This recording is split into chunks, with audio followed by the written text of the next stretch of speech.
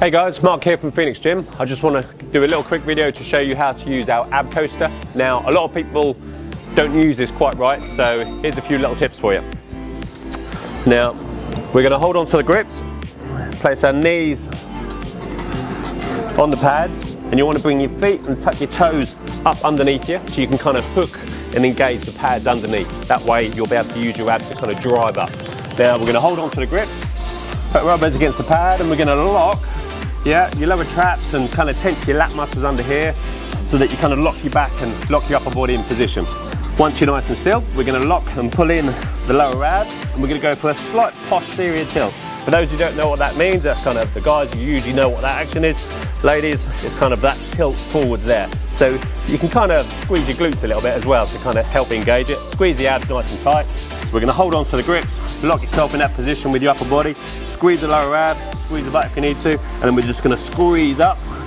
Aim to try and touch the pad there.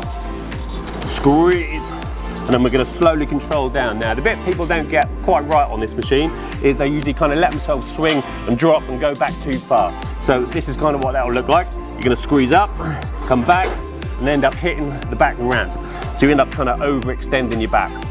We don't want to do that. So we're just going to squeeze up, slowly control down, just go parallel so your body's nice and straight. That's going to be your bottom position. Squeeze up, slowly down, squeeze up. If you have a little pause in between, that'll stop you kind of swinging and using momentum. It's a little bit of a cheat. Feels nice, but it's not quite as effective. So just come up, squeeze, slow on the way down.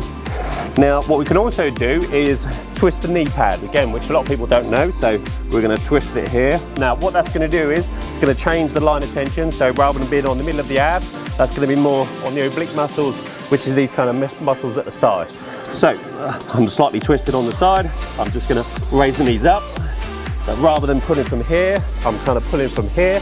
So that's a mind muscle connection thing.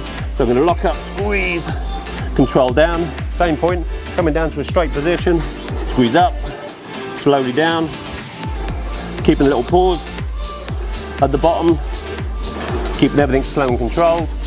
You can either do sets kind of one side at a time, or you can kind of get a little bit fancier. If you just want to kind of, if you're low on time and you want to kind of hit a little bit of everything, you can come up to the middle. At the bottom end, you can twist, squeeze up one side, come back to the middle, turn to the opposite side, squeeze up, and then you get a nice all round kind of ab oblique workout. So as you can hear, I'm getting a little bit out of breath, a little bit of cardio as well.